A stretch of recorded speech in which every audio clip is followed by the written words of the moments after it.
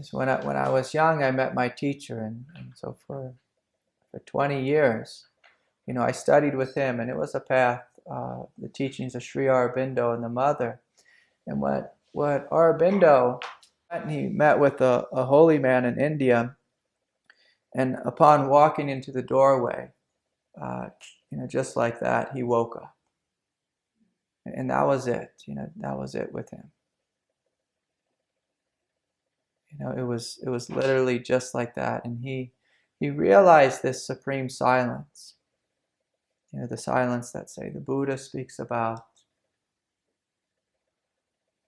He realized himself as vast, spacious awareness, this total emptiness and peace. And he lived there, for a while. But what he noticed is, he noticed that nothing changed. The body didn't change. His mind became silent, but he noticed that there were still these tendencies within the individual. He noticed it didn't do anything for the planet, for humanity. And he really was a revolutionary. He was an individual who said, I want to bring forth a new world. A new world.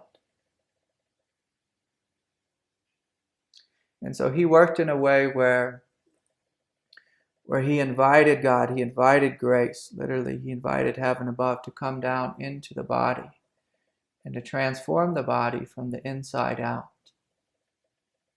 From the inside out.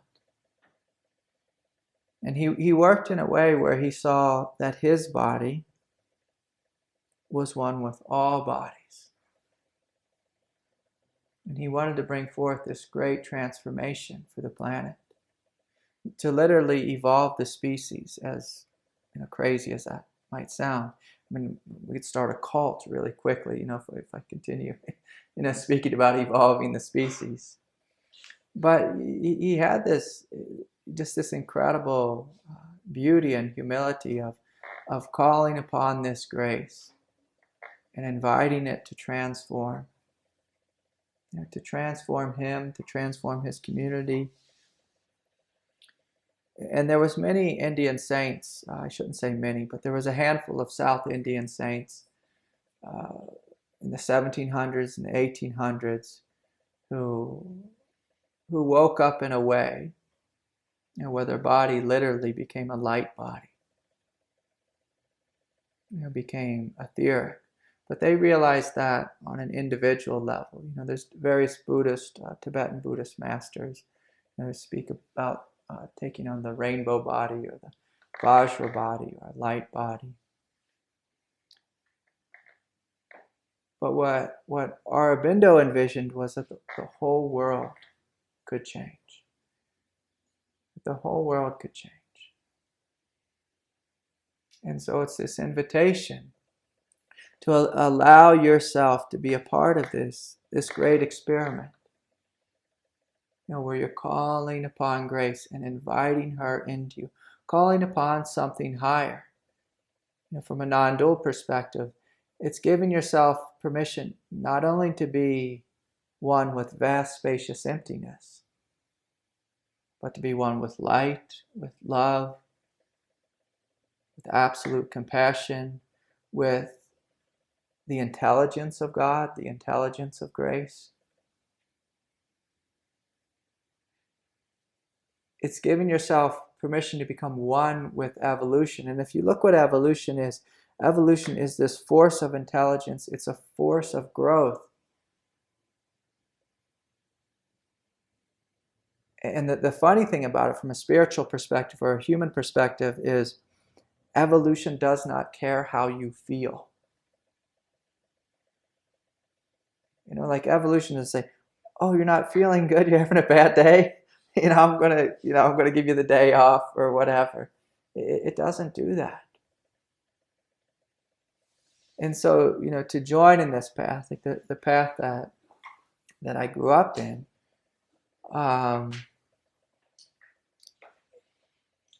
you have to be courageous.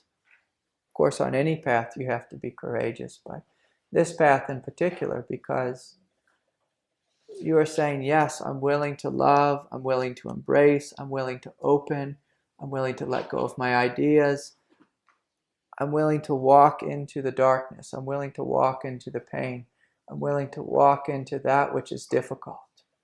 I'm willing. And not only am I willing, I can't help it.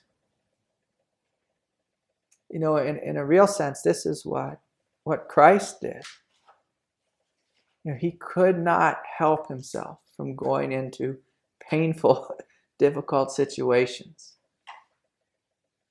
He didn't say, I just want to be a monk and be in a cave and hang out. Nobody bothers me. That's not what he said.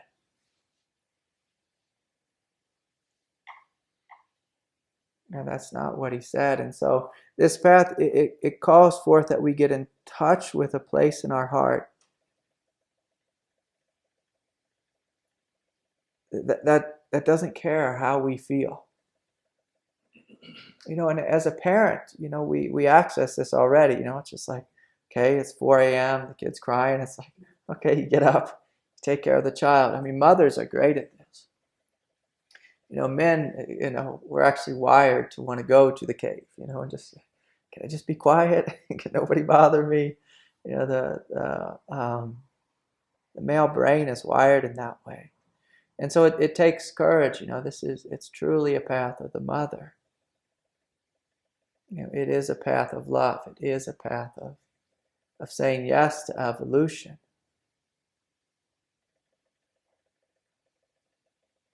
Of saying yes, despite how you feel. And so I'm going to invite you, to allow that fight or flight response in the mind, which just tends to rule the planet. I don't like this, so I'm going to run away, maybe quietly walk away. I'm going to fight with it, or I'm going to freeze. That's a really strange one, but we have that in our nervous system. So we fight, we run away, we freeze.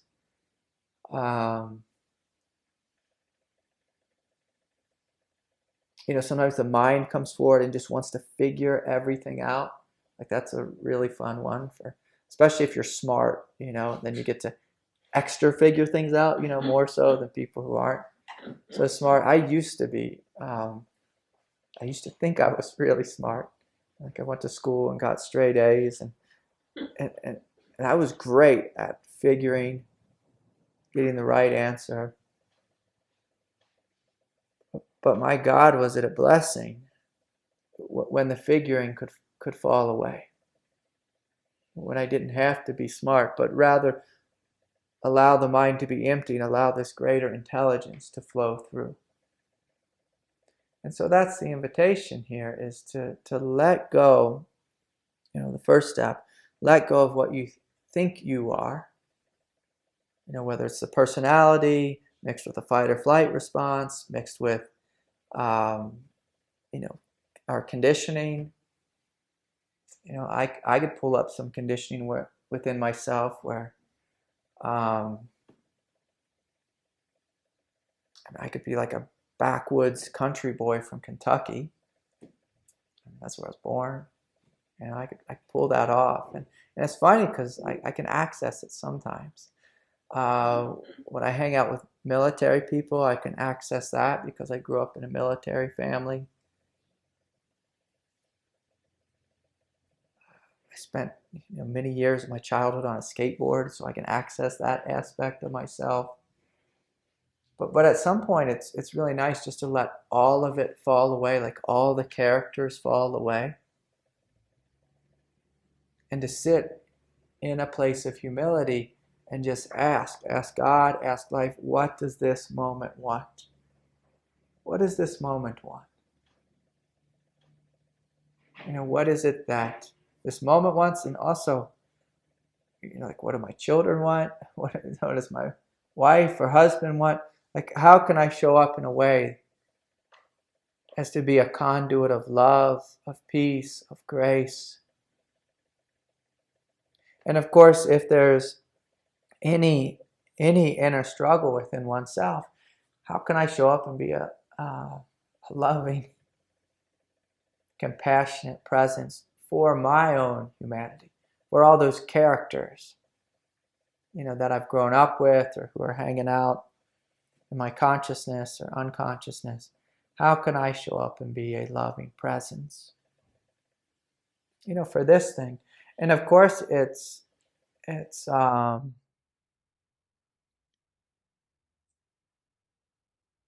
absolutely wise, excuse me, absolutely wise to put yourself first on the path, to love and include yourself first, to heal the pain within you first, because then dealing with the world is so much easier. Because you're not walking around on edge or really confused. Sometimes I meet people who are really confused. It's a very funny experience for me. I'll sit down, I'll meet with someone, we'll have this incredible session, all kinds of energy will move through them, they'll cry, they'll let go, they'll have a real sense of clarity, and then, maybe a day later or 4 hours later, they'll email me the exact same questions we just spent the last hour and a half talking about. I'll be like, what is this? Like, what, didn't we just do this? But sometimes we struggle with confusion. And we keep picking up the confusion again and again. And say, the way that, going back to lineage, if I can loop this around, the way that, the first Buddha, spoke about it was, okay, you see it's confusion, you call it confusion, you come back to peace. And that's a great first step for anyone on the planet. You see it's anger, you label it anger, you come back to peace, and you just help it to let go. But what I found is, just through working with so many people and myself, is, well, sometimes that works. But a lot of times there's these greater tendencies of confusion. And if you can, just continue to look with them for mindfulness and then they fall away. Beautiful. That's beautiful. But some of the later Buddhist masters, especially the schools of Tantric Buddhism, they found we had to work with this confusion. We had to bring it forward and say, look at it, say, why are you confused? To see it from this deeper place of love. And the more you met that confusion with love, then that confusion could release the root of whatever it was that it was deeply struggling with. Like this individual, if I can reflect upon them, the one who I'll meet with, we have a great session, and then they email me the same questions as we started with. They have self-doubt. And see, when we have self-doubt, we can't just look at confusion and let it fall away. We have to look within and see, oh, there's self-doubt here.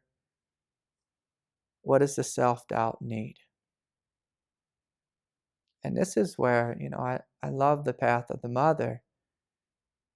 Because the path of the mother, even just like a practical, humanly mother, you look at a little girl or boy and you say, what do they need? And then you give them what they need. If they're doubting, you see their divinity, you see their goodness, you see their beauty, you see their strength. And as you see that, that's where the Tantra comes, that's where the transformation comes, that's where the evolution comes. Is through providing that sense of love. And then the funny thing is that confusion, it either fully releases and turns into confidence and real truth, inner truth, knowing oneself. It releases. It releases, it transforms, or at least that layer of it releases. And so Aurobindo, he worked with it in this way of, first letting go, and then if it came forward and was persistent, meeting it with this sense of love. And then simultaneously,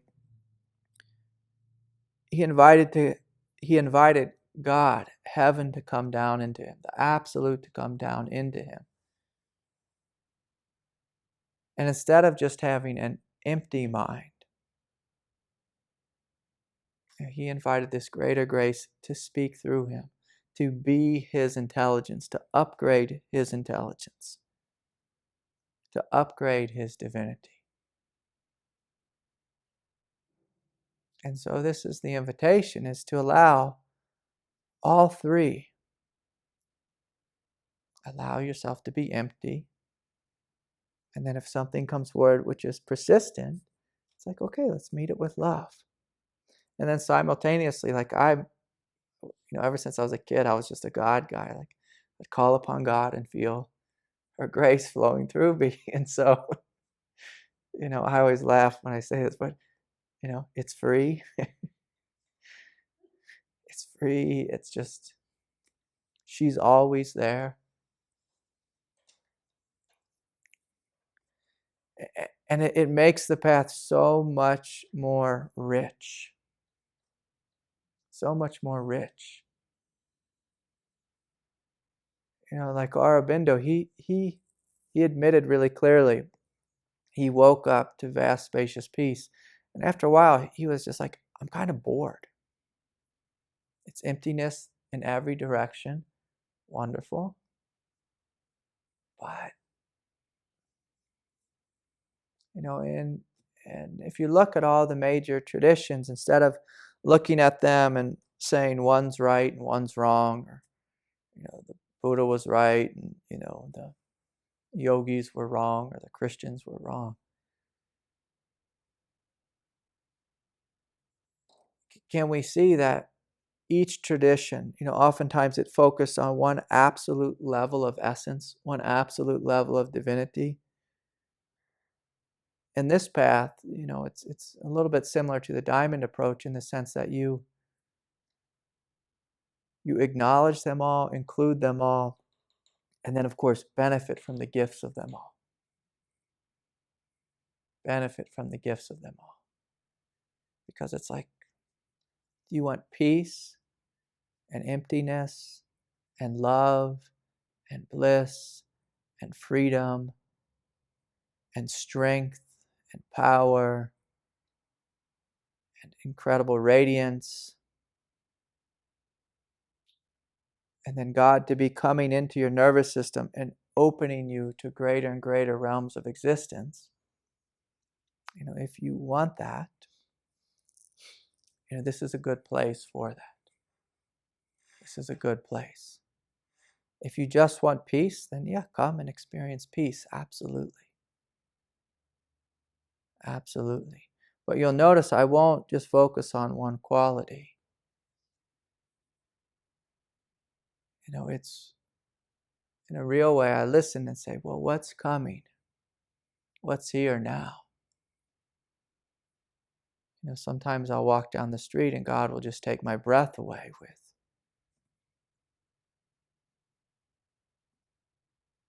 overwhelming bliss. Me and Carlos had a funny experience this morning. We were lifting this chair. We were lifting it up and like moving it from my office, which is in a silly barn in downtown Durango with a silly spiral staircase. And we were spinning the chair around, and one of the legs of the chair, it caught my jaw, and it hit me really good.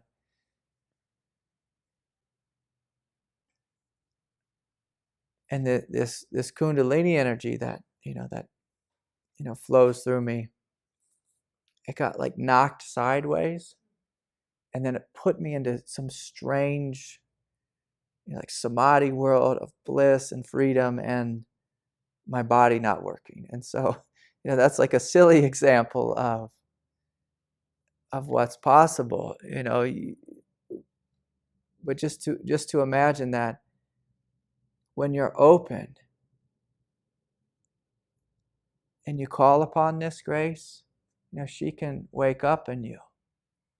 But it will be inconvenient sometimes. There's times, like this morning, we were getting ready for the retreat, and Carlos would ask me a question, and like the words wouldn't come out, or because these energies were wanting to come into me, and he's probably looking at me like, why is he having trouble answering just a question?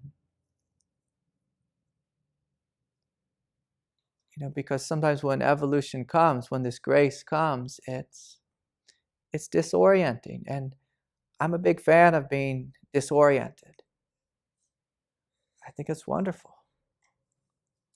People, like if you go down on Main Street, there's probably like 8 different marijuana shops you can choose from. You can become disoriented in that world if you want. And so when I was a kid, I tried to get disoriented in that world. It's okay, but I wanted to step into this greater thing. And so in response, to Carlos's question is, well, tell me about this path. When you step into this world, you should expect to be disoriented. I mean, non-dual awakening is disorienting. It's radically disorienting. When you can't think, it's disorienting. That's a good thing. When your mind becomes silent, that's a good thing. When your heart breaks open and you feel and see love everywhere, that's a good thing. That's a good thing. But I'm not the kind of teacher who likes to sell bullshit. I'll tell you clearly that there's times along the way when it's like, oh, there's something happening in my head or in my heart or my belly, and I don't understand it. And it hurts. Like when brilliant light comes into your body, sometimes it is intense. Sometimes it's intense. But the real question is what kind of life do we want? Do we want to live an extraordinary life? Or, just like a real mediocre life? I was back in Cincinnati, Ohio, 2 weeks ago, and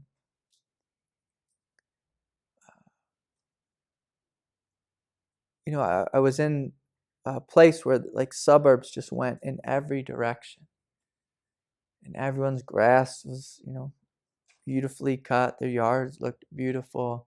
It was like the perfect white picket fence.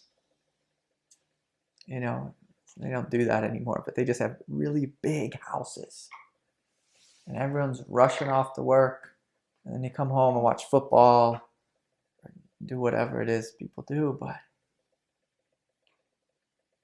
it's like, do you want to stay at home and watch football, or do you want something greater? Do you want something greater? I mean, my God, if you like football, go play it. Experience the fullness of it. If you have your favorite team, enjoy it fully. Enjoy it fully, please. Like, no problem with that. Like, once a year I watch sports, and I watch the Stanley Cup, and I get really excited about some team that I just chose to like. But I'm not going to spend my life watching every single game and ignoring the growth of my consciousness. This greater pressure that wants to come in and have her way with me. I'd rather give my time and attention to her than, what's on the TV screen. And so this path, yes, it's about opening to the hugeness of your true nature. And hell, if we all did that, that would just be a huge step forward, for all of us. But in addition to that, we open, and then we say, God, you come into life, you come into me. And if you have a problem with the word God, just use the word life. Life, you come into me. And show me. Show me what's true now. What's true now?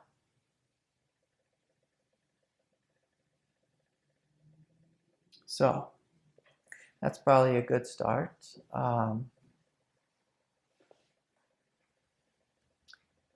So, does anyone have a question or anything they want to ask or correct? Or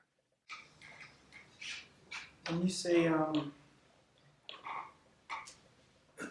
allow the love or feel the love in your heart, yeah, I don't know what that feels like, and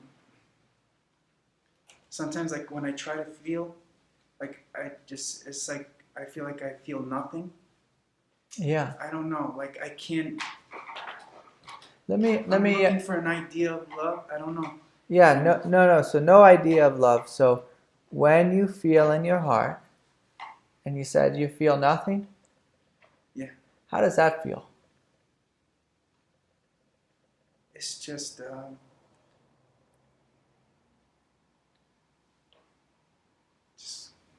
kind of like empty. Empty, yeah. And does it feel like really good, empty? Like, you know, it doesn't feel good or bad. Okay, doesn't feel good or bad. Yeah. Sometimes when I feel like I'm expecting like something blissful, Mm-hmm. then I feel like I have like a bad heart or something wrong. Yeah. You know. Yeah. And see, and that's what I was expecting you to say the first time I asked you. And so, when you feel that, it feels painful, right? Yeah. Yeah. And so, you know, can we be willing to admit that, oh, it feels painful when I don't know my heart? It also feels painful to like think there should be something there and I can't find it. You know, to admit there's pain there. And then you tell me, what is it that notices that pain?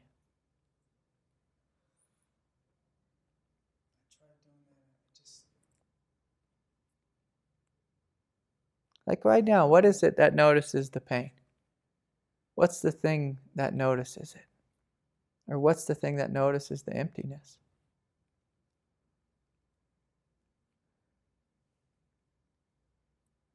When I try to do that, I get an image of myself, you know, like, and that always like kind of confuses me, like gets in the way. What's the image you get? I see like if I'm looking in a mirror and I can like see myself or something like an old memory. Uh-huh. Is the old memory happy? No. No. It's a lot of fear. Yeah, a lot of fear. Okay, beautiful. Beautiful. That's what really got me here. Yeah. Yeah. And so, like we all know this, you know, like sometimes you'll feel in your heart and there'll be pain there, like sadness or emptiness or fear. And it doesn't feel right, does it?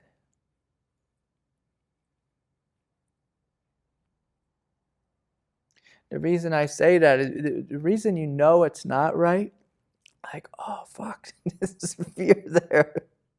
And it's like, oh, I know there's something that's not right there. You know, I'm going to go visit this silly guy, Craig, you know, and talk to him about it. So the thing that notices the fear and notices that it's not right, that's the goodness and the innocence of your heart. The goodness and innocence of your heart is telling you, I see that there's pain here. I see that there's pain here. And so I'm going to invite you to breathe into that pain, to feel that pain.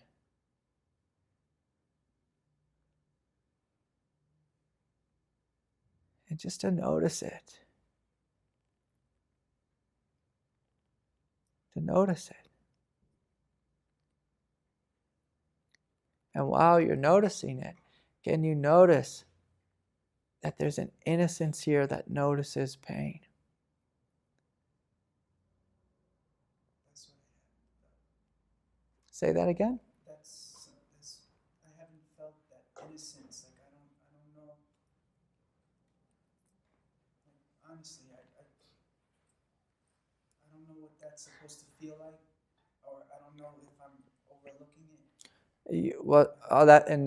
That's really beautiful that you said that, because all of us on planet Earth, we overlook innocence.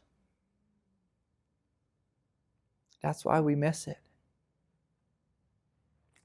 It's so soft. It's so gentle. It's so quiet. I see it pouring out of your eyes right now. It's soft. It's quiet. It's gentle. And it sees and it feels that fear.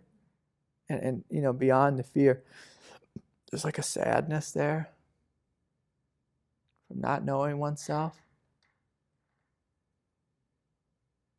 And so we can see that fear, we can embrace that fear, we can love that fear. But in order to do that, we need that innocence to turn upon itself, to see itself, to see that first there is something good here. There's something good. Are you a good man? Yeah. Are you a rotten, no good scoundrel? No, of course not. Of course not. And see, that innocence in you is what shows up. And you don't give yourself enough credit for it. None of us do. Like, none of us give ourselves credit for our true nature. We forget about it. And we take on an identity that someone else gave to us. Or, to find out what I was going to say there, we take on an identity that other people gave us. Or we get so confused by the loudness of the pain within us that we miss this innocence that's here. And so, is there a quiet presence within you that's looking at me right now? That's your heart. That's your heart. So if I did something crazy, like I don't know what I could do right now, but if I started choking on some food right now, would you come help me? Or would you sit there and be like, oh, I don't know how that guy. You would do something, right? And see, that's your heart.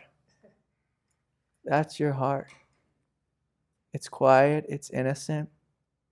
Is there something within you that noticed you were in pain and decided to come here? Where did you come from? Yeah, like where did you come from?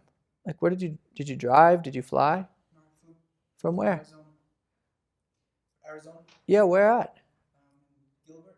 Gilbert, I don't know where that is. Just moved from New York to Arizona. Okay. Yeah. So you got on a plane and said, I'm going to come here because I want to investigate this. So that quiet voice within you that said, I want to get to the bottom of this. That's the intelligence of your heart. If we are good Buddhist, we would call that prajna, it's heart wisdom. And so I'm going to invite you over this weekend to continue to place your attention on that quiet presence. And just to notice, there is something universally good about me. Universally good. So I'll ask you some more fun questions and we can all play this. Can you feel some aliveness in your feet? I was feeling my hands. But now I put attention on it. Yeah. And so that aliveness, that's your innocence. That's your innocence. Can you feel it in your belly? That's your innocence. Can you feel it on the top of your head? Yeah, that's your innocence. And so I'm going to invite you to pay attention to that. Just to notice, like, what is that? What is this quiet, awake, aware presence that I am? What is that? What is it? Is it good? Like, are your feet, like the presence in your feet, trying to kill anyone right now? Do you walk over a bunch of ants sometimes and say, I'm killing you all? No, right?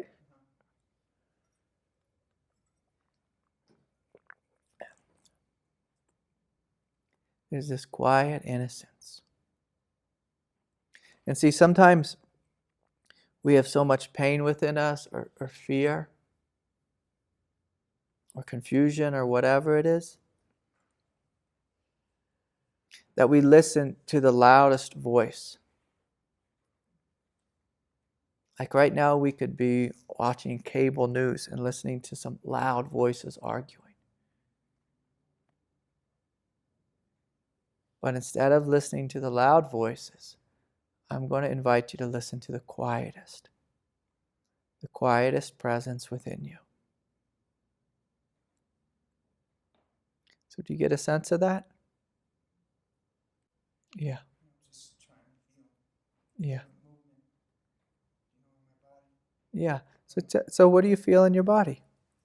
Ready? Yeah. What do you feel in your chakra system?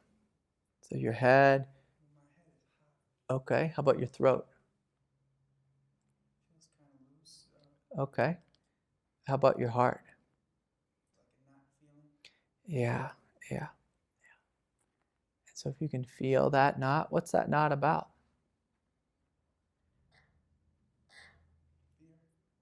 Fear. Yeah. What's the fear about? Yeah. And so if you can just allow that stuff to come forward, and you allow it to break a little bit. But it's not that we're breaking it, but more, it's like you're breathing into it. Like you noticed this a minute ago, like when those tears started to come? That's it breaking. And I want you to notice, like right here, right now, like as it breaks, you're okay. And I want you to notice that, like you are okay. And see the knowing that you're okay, that's your heart also. Like there's a quiet presence, and it notices like that. First it notices emptiness, then it notices a knot, then it notices it just like open and release a little bit. And you didn't explode, right? No. And so that knot, what it's wanting is, we all have these things within us. We have these knots, these pains, these difficulties, and what they want is they want to break. They want to break open. And as humans, the way these things break open is through tears, through shaking. Sometimes they just pop and they're just like gone. That's more rare, but we're wired literally to have tears and for the body to shake a little bit, like to sweat a little bit, but when you breathe through it and you smile, it starts to open like this. And then as it opens like that, what you find is, you might have some old memories or something, but you welcome it, you invite it to release. And after it releases, what you begin to notice is, where there was once a knot, there's this ball of light. This ball of light. Does that make sense? Yeah, so you play with it a little and just continue opening to it. And the big thing is when we have things within us, is to never be, it sounds silly, but to never be afraid of them. And so like with fear, It's like we're not afraid of fear. When fear comes, we breathe into it. And to see it, Like, could you imagine that not being like a little kid? What would the little kid say? Yeah, calm down. Calm down. Yeah, just relax. See, you relax, like there's some innocence there. And see, it's beautiful because the fear, like in and of itself, it has an intelligence to it. And so, yeah, I just need to calm down. I need to relax, need to let go. And so you just keep playing with it, okay? Yeah. Yeah, thanks for sharing. And don't think that like if you have something like that, don't think like you're an outcast. Like all of us know this experience. and Alex, I can tell you that I can feel that knot in me right now.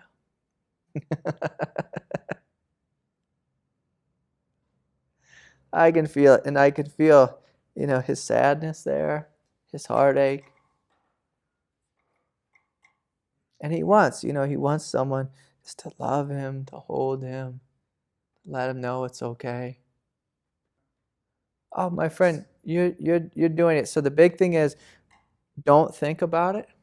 Do you have kids, by the way? No. So again, like I want you to imagine me. If I'm choking, you run to me, and you're like, "Hey, what do you need?" So you do that same thing to yourself. Like, what do I need? I need to relax a little bit. I need to breathe a little bit. I need to let go a little bit. I need to smile a little bit. I need to look at these giant, gorgeous clouds and feel my feet on the ground and know I'm actually safe. I'm actually safe. Because when we have fear within us, there's something within us that doesn't know we are safe. And so, I'll say something funny now. I've trained a number of spiritual teachers, and what I tell them is, I tell them this always. You are, like your body, your human energetic nervous system is your first student. It's your first student. First what? Student. Like you are your first student. Sometimes people, they're like, I'm going to go teach the truth, and they get all excited. But the thing is you're teaching it to yourself first. If you don't, if you don't have it figured out within yourself, and I don't mean figured out this way, I mean figured out from a perspective of prajna, like, oh, there's fear within me. I need to breathe into that, meet it with love. I need to smile. I need to feel my feet on the ground. I need this body to wake up. I need this body to wake up. And so this is training for that. So when you feel a knot in your chest and it's gripped with fear, I want you to imagine it's a screaming child. And what does a screaming child need?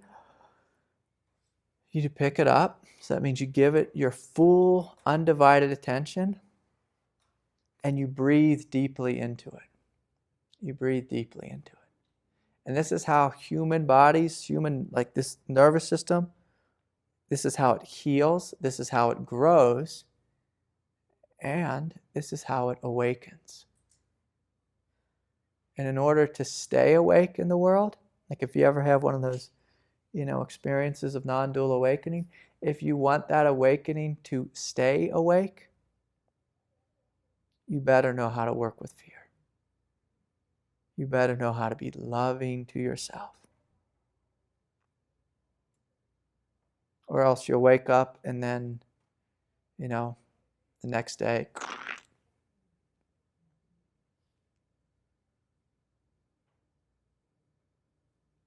and so this is good, my friend. So you see a knot in your chest. To be real simple, you breathe more deeply and you smile. You smile. And you just gently know, like, we're safe. Not, we're fucking safe, get over it. Not like that kind of, we're safe, but like, we're safe. It's okay. It's okay. Like, we're just hanging out. We're just hanging out. Last night I was with Carlos, and I just kept harassing this poor fella about the mountain lion and the bear in my neighborhood. And at night we went out to walk, and I have these two silly dogs, and one of them is really lazy. And so the lazy one, if I can say that about him, he starts to walk and then he gives up, and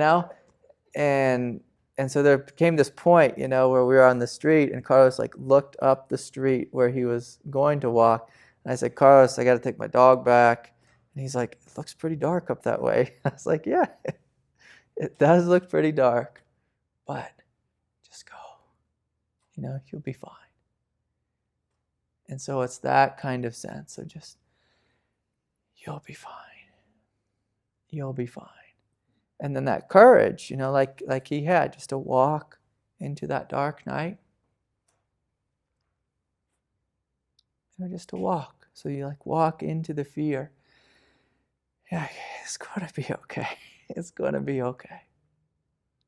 It's going to be okay. And so you're transmitting that to the pain.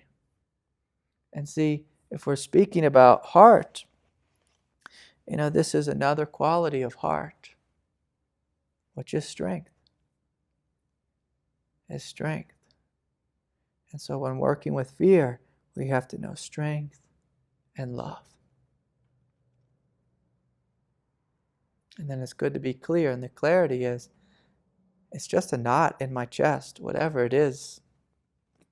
Hell, sometimes it happened 20 years ago.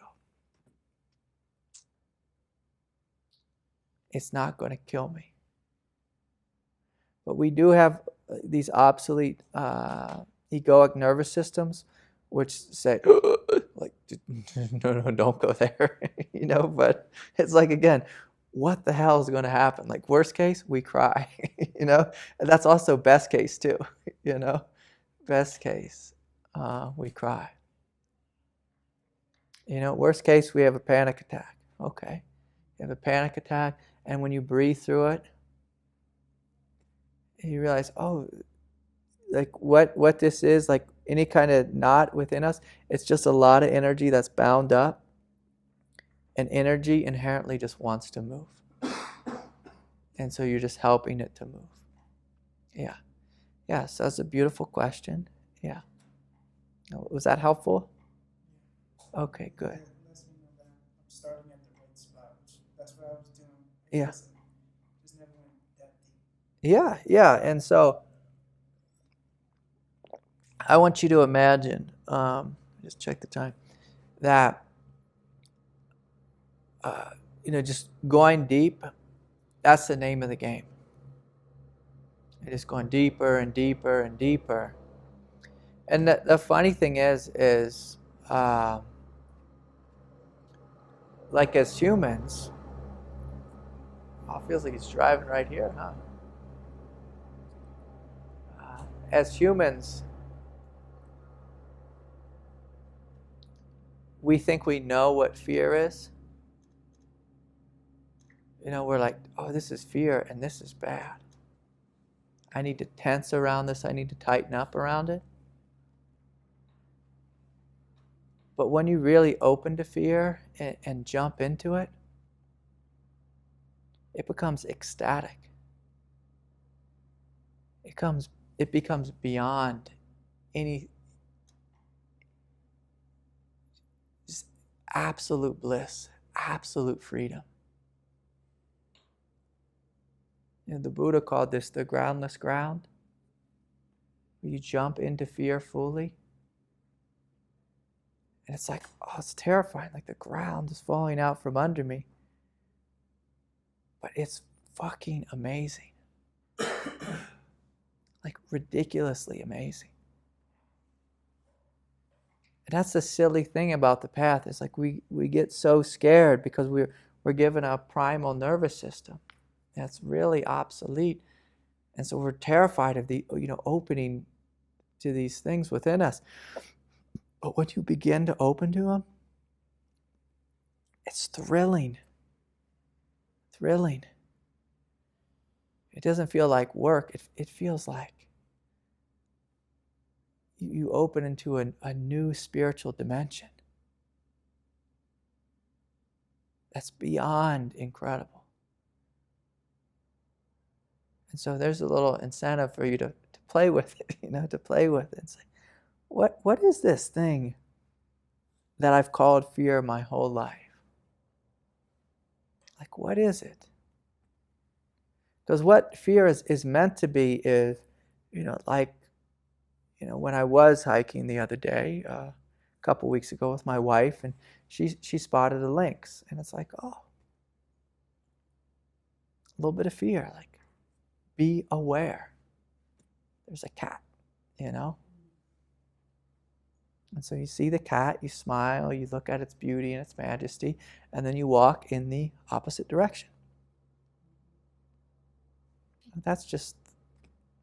But we have fears from 30 years ago stuck in our nervous system. Stuck in our nervous system. And when you begin to open to it, that fear, it starts to transmute into a whole incredible world, a whole incredible realm that we didn't know existed. And so anyways, you play with it, so keep opening to it and see what comes. See what comes. So, does anyone else have a question or comment, or want to correct anything I said? You are always welcome to correct me. Yeah, it's one of my common states of being, is being highly disoriented. Yeah. So sometimes, anytime when we go from one level of, say, awareness or spiritual development and into another, oftentimes, what evolution requires is that we go through a doorway of being disoriented so that you can let go of that old way of being. And so it's very helpful for God. Like, God uses that force of being disoriented. It's like when your computer, when it says it's time to do an update or upgrade or whatever it is, it says, don't unplug me or turn me off, because I'm going to be just confused for a period of time. And so it's important to be compassionate with yourself and just know this is part of the process. It's part of growth. It's just like when you were a middle school girl and it was the summer of the 8th grade year going into the 9th grade year.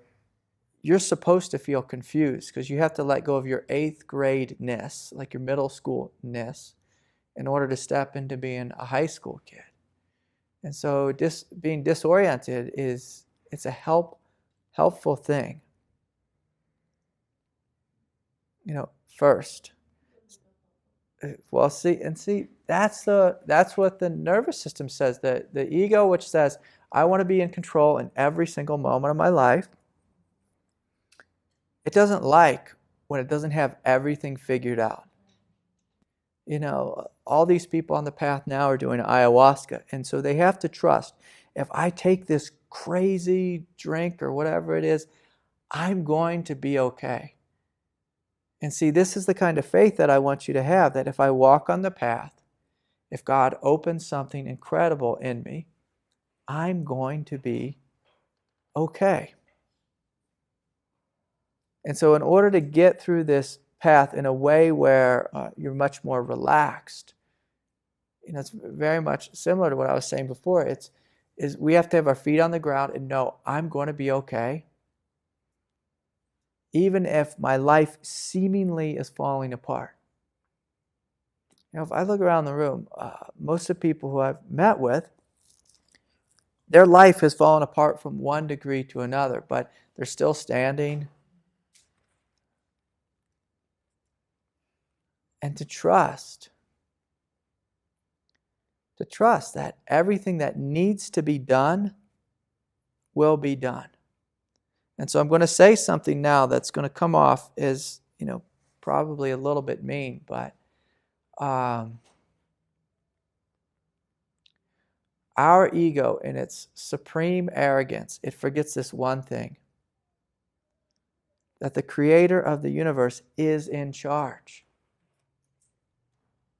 And if we, walk out of this church right now and we all get run over by something fun, a dump truck, a concrete truck, if we get run over, we're going to be fine. The world's going to be fine. And so it's knowing those two things. The world's going to be fine because, the creator of the universe is in charge and makes the planet spin at the right speed, the right distance from the sun, makes all of this possible. And then also that will be fine in the sense that, like, if my life completely and totally falls apart, to know I will be fine. Like, even if we die tomorrow, I will be fine. I will be fine. Sweetie, you want to come say hi? Yeah. So, you can sit like this. Yeah, I missed you. Well, I missed you too. So the other day, I took this sweet little girl out, and we went for we were going to teach her how to ride her bike. And she said real clearly, I don't want the training wheels taken off on the bike. And but her mom took them off, and so Dad was going to go out there and give her the push. And we did the push a couple times. And what happened? Fell down. Yeah, she fell down. And not only did she fall, she fell like really bad. And like, I grew up on a skateboard, and so I'm accustomed to people falling and falling hard. But she fell in a way where, it was ridiculously hard. She had the helmet on, but she fell right on her face, on her chin. Got a scab, and crying and screaming. And hey, sweetie, how about we do that in a little bit, okay? And so she was crying and she was screaming, but we took her through this path of being disoriented.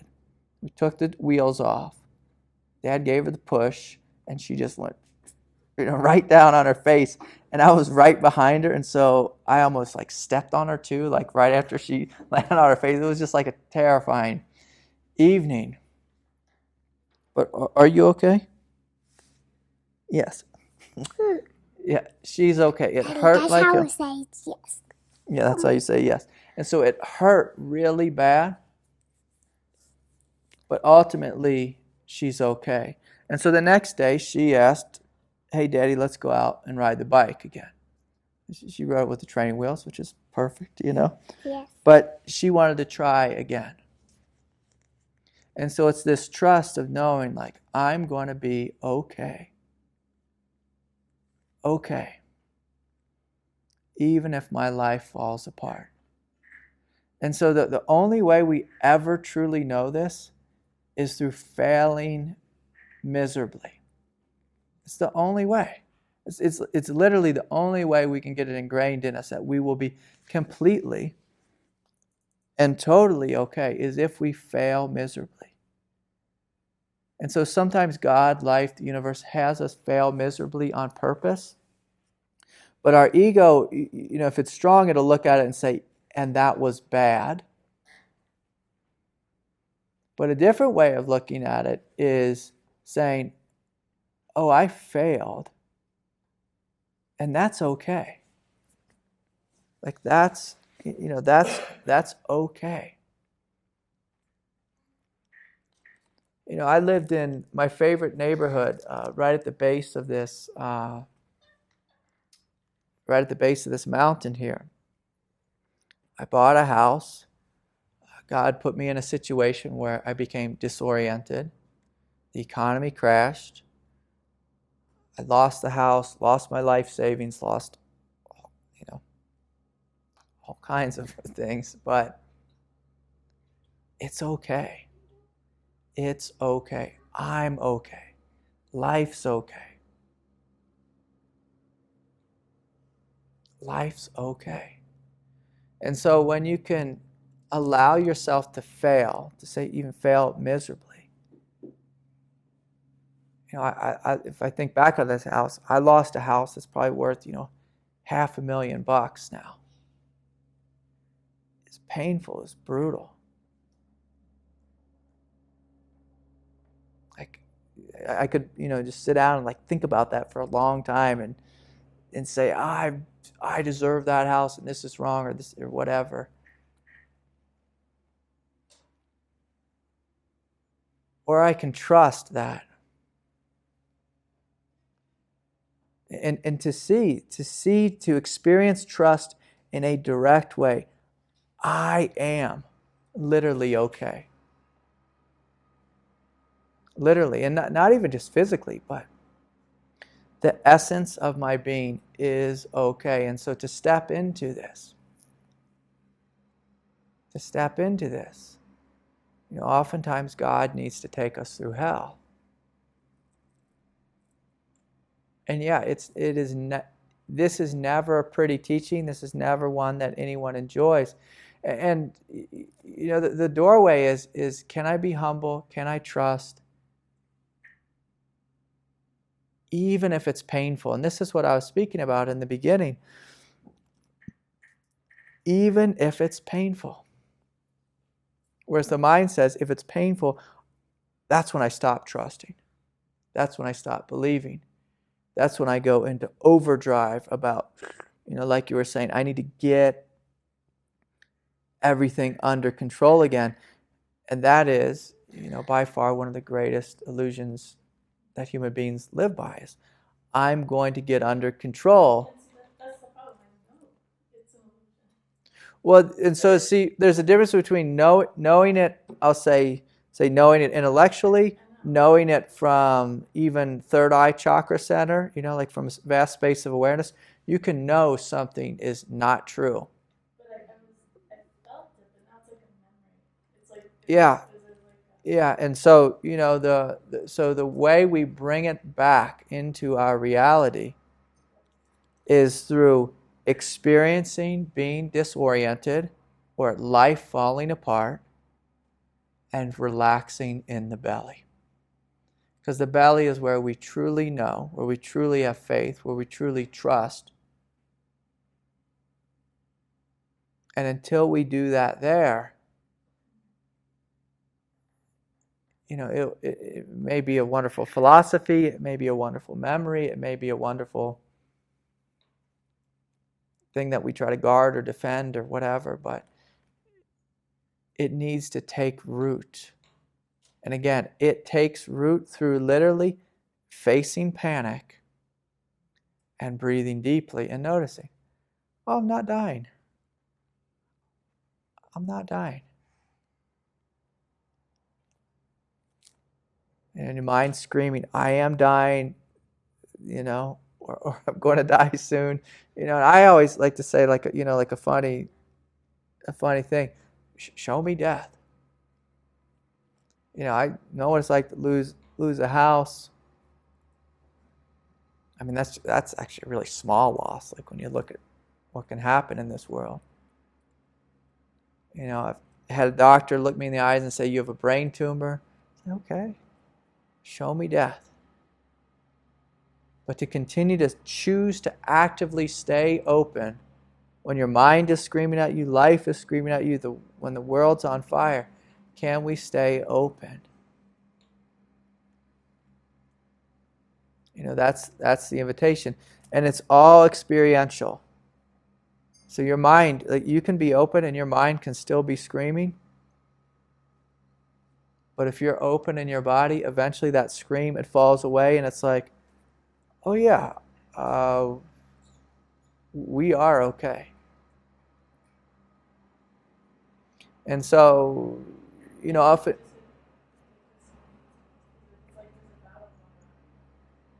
it's like a battle's going on? Yeah. Yeah, and so that's what this path is. It's being a warrior. But it's a warrior who's open-hearted and who's willing just to keep going back again. Keep going back. And so,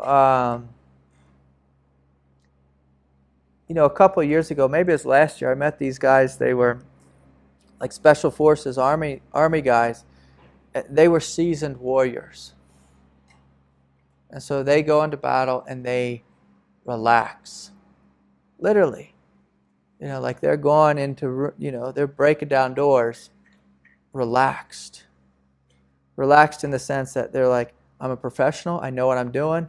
I break down the door, I look this way, I look that way. If someone shoots at me, I shoot it first, But they go back again and again because they have this sense of faith and trust that I'm going to be okay. And they'd been shot, they'd been beat up, they'd been, multiple head injuries and this and that. But there was just like this presence within them that's like, I got this. Whereas, there's a soldier who goes in the first time, it's like,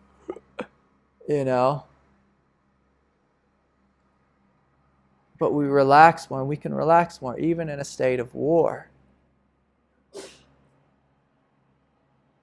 And so, if we are doing battle, it's all about, can we do it in a way in which we are fully relaxed? Fully relaxed. So, open more, open more, open more. So yeah, beautiful question.